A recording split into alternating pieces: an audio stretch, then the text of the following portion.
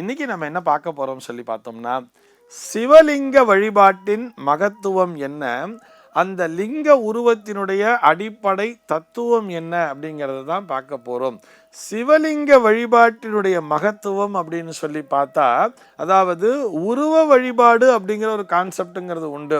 அதாவது நம்ம விநாயக பெருமான் நினைக்கிறோம், சுப்பிரமணிய சுவாமின்னு நினைக்கிறோம், மகாவிஷ்ணுன்னு நினைக்கிறோம். இவர்களுக்கெல்லாம் ஒரு உருவத்தை கொடுத்து வழிபாடு பண்றா இல்லையா? இப்படி ஒரு உருவமாக வழிபடுகின்ற ஒரு விஷயம் என்பது உண்டு.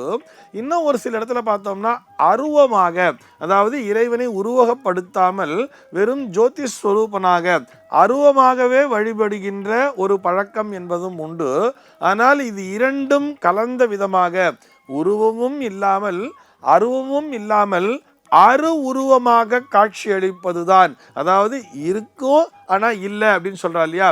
எல்லாமே இருக்கு ஆனா இல்லை அப்படின்னு சொல்லப்படக்கூடிய இந்த அரு உருவ வழிபாடு அப்படிங்கிறது தான் இந்த சிவலிங்க வழிபாடு.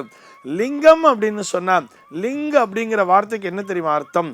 பால் என்று சொல்வார்கள். அதாவது மேல் ஃபீமேல் நம்ம ஜெண்டர் அப்படிங்கிற வார்த்தையை சொல்றோம் இல்லையா? இந்த ஜெண்டர் அப்படிங்கிறது தான் அந்த லிங்க அப்படிங்கிற அந்த வார்த்தையானது குறிக்கும். இங்கே இந்த லிங்கமானது இது என்ன மாஸ்குலின் ஜெண்டரா அல்லது ஃபெமினைன் ஜெண்டரா? இது ஆண் பாலா, பெண் பாலா, பலர்பாலா, ஒன்றன் பாலா அல்லது பலவின் பாலா என்று இந்த 5 ஜெண்டர், இந்த 5 பால்களையும் நாம் தனித்தனியே பிரித்து பார்க்க முடியாமல் எல்லாம் கலந்த ஒரு உருவம்தான் இந்த சிவலிங்கம் என்பதை நாம் புரிந்து கொள்ள வேண்டும். இந்த உலகத்திலே வாழுகின்ற அத்தனை ஜீவராசிகளுமே தனக்குள்ளே அடக்கம் என்பதை காண்பிப்பதுதான் இந்த லிங்க திருமேனி. இதிலே எந்த விதமான சந்தேகமும் இல்லை. நிறைய பேர் இது எப்படி தெரியுமா தப்பா பிரச்சாரம் பண்ணிட்டு இருப்பா. இது ஒரு ஆண் குறியினுடைய அடையாளம், அதைத்தான் இப்படி லிங்க வடிவமாக வழிபட்டு கொண்டிருக்கிறார்கள் என்று நிறைய இந்த பகுத்தறிவுவாதிகள் என்று சொல்லப்படக்கூடிய தங்களை தாங்களே அவ்வாறு சொல்லிக் கொள்ளக்கூடியவர்கள் இப்படியெல்லாம் சொல்லிக் கொண்டிருக்கிறார்கள். ஆனால் அதிலே ஒரு லேசான ஒரு உண்மை என்பது இருந்தாலும் அதனை முழுமையாக புரிந்து கொள்ளும் பொழுது அவர்கள் சொல்லுகின்ற விதமாக இல்லாமல் அதற்குள்ளே இருக்கக்கூடிய சக்தி என்பது புரியும். அதாவது இந்த உலகத்தையே தனக்குள்ளே அடக்கி இருக்கின்ற அண்ட சராச்சரங்களும் தனக்குள்ளே அடக்கம்.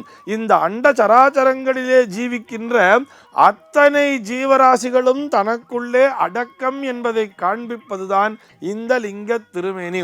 அந்த லிங்க திருமேனி ஆகட்டும் அல்லது அந்த ஆவுடையாராகட்டும் அல்லது இந்த கோமுகம் அப்படின்னு சொல்றா இல்லையா, இந்த கோமுகம் என்பதாகட்டும், இது அத்தனையுமே இந்த அடிப்படை தத்துவத்தை உள்ளடக்கியதுதான். தனக்குள்ளே இந்த உலகம் என்பது அடக்கம். எனக்குள்ளே நீ இருக்கிறாய், உனக்குள்ளே நானும் இருக்கிறேன், எல்லோரையும் நான் காத்து ரட்சித்து கொண்டிருக்கிறேன் என்று சொல்வதுதான் இந்த லிங்க திருமேனியினுடைய ஒரு விளக்கம். நம்மால் அந்த மூலஸ்தானத்தை போய் தொட்டு வழிபட முடியல அப்படின்னு சொன்னா கூட இப்பெல்லாம் ஈஸியா நிறைய ஸ்பட்டிக லிங்கம்ங்கிறது கிடைக்கிறது. அந்த ஸ்பட்டிக லிங்கமாகட்டும் அல்லது பானலிங்கம்னு சொல்வார். இந்த பானலிங்கமாகட்டும், இது ஒரு சின்ன சைஸ், இந்த சைஸ்ல தான் இருக்கும். அதனை எடுத்து கொண்டு போய் நம்ம வீட்டில் வச்சு நம்ம பூஜை செய்து வணங்க வேண்டியது. இந்த லிங்க வழிபாட்டிற்கு என்று ரொம்ப ஸ்பெஷலாக நம்ம நிறைய ஸ்பெண்ட் பண்ணணுங்கிற அவசியமே இல்லை. டெய்லி என்ன தெரியுமா பண்ணலாம்? சின்னதாக ஒரு ஸ்பட்டிக லிங்கம் ஒன்று வாங்கி வச்சுக்கோங்க. அழகாக என்ன பண்ணணும்னு சொன்னால், ஒரு உத்தரணி ஜலம், இந்த பஞ்சபாத்திர உத்தரணின்னு சொல்கிறோம் இல்லையா, ஒரு உத்தரணி முதல்ல ஜலத்தை விடுங்கோ, ஒரு 2 உத்தரணி பாலை விடுங்கோ, திரும்ப மறுபடியும் 2 உத்தரணி ஜலத்தை விட்டுட்டு லேசாக சந்தனமும் லேசாக ஒரு குங்குமம் வச்சுட்டு ஓம் நம சிவாயா அப்படின்னு சொல்லி பாருங்கோ. அழகா உங்களுக்குள்ளாகவே அந்த சக்தியானது ஊடுருவுவதை நீங்கள் நன்றாகவே உணர முடியும். நமக்கு எவ்வளவு கஷ்டம் இருந்தாலும் காத்தால ஒரு 10 நிமிஷம் மாத்திரம் இதுக்கு நீங்க ஸ்பெண்ட் பண்ணலாமே. ரொம்ப மடி ஆச்சாரம் வேணுங்கிறதெல்லாம் இல்லை. அப்படியே ஸ்நானம் பண்ணிட்டு வந்தோமா, சின்ன ஒரு லிங்கத்தை வைத்துக்கொண்டு வழிபடும் பொழுது அந்த உலகத்தில் இருக்கக்கூடிய அத்தனை ஜீவராசிகளும் அங்கே ஒடுங்குகிறது. அந்த ஜீவராசிகளை காப்பது போல் இறைவன் நம்மையும் காப்பான் என்கின்ற அந்த நம்பிக்கையானது நமக்குள்ளே வந்து சேர்ந்து விடுகிறது. இது எல்லாவற்றையும் விட அந்த லிங்க திருமேனியிலிருந்து வெளிப்படக்கூடிய அந்த கதிர் வீச்சு அப்படிங்கிறது இருக்கு இல்லையா, இதனை நாம் அனுபவித்தே உணர முடியும் அப்படிங்கிறதுக்காக சொல்றேன். அந்த அளவிற்கு மகத்துவம் வாய்ந்தது தான் இந்த லிங்க திருமேனி. அதாவது ஏகன் அநேகனாகி மீண்டும் ஏகமாகவே இதற்குள்ளாகவே வந்து அனைத்தும் ஒடுங்கி விடுகிறதுன்னு சொல்றா இல்லையா, எனக்குள்ளே இருக்கக்கூடிய இந்த ஜீவ சக்தி தான் இந்த உலகம் முழுக்கவும் பரவி இருக்கிறது.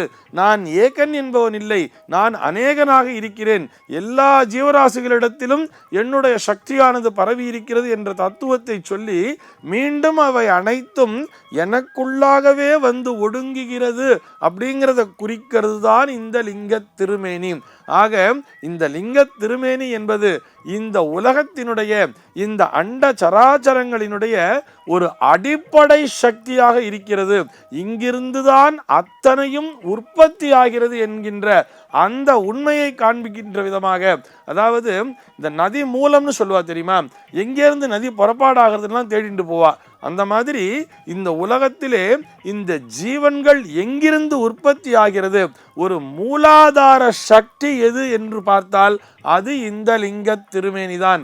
இந்த லிங்க திருமேனிதான் அத்தனை ஜீவராசிகளுக்கும் ஒரு மூலாதார சக்தியாக இருக்கிறது. அந்த சக்தியை நாம் வழிபடும் பொழுது நமக்குள்ளாகவும் அந்த சக்தியினுடைய ஒரு லேசான ஒரு பர்சன்டேஜ் வச்சுப்போமே, அது நம்மகிட்ட வந்தாலே போதுமே, நமக்கு உடல் என்பது ஆரோக்கியத்துடன் இருக்கும், உள்ளமும் உற்சாகம் பெறும் அல்லவா. இதனை விளக்குகின்ற விதம்தான் இந்த லிங்க திருமேனி வழிபாடு. சர்வே ஜனாஹ சுகினோ பவந்து.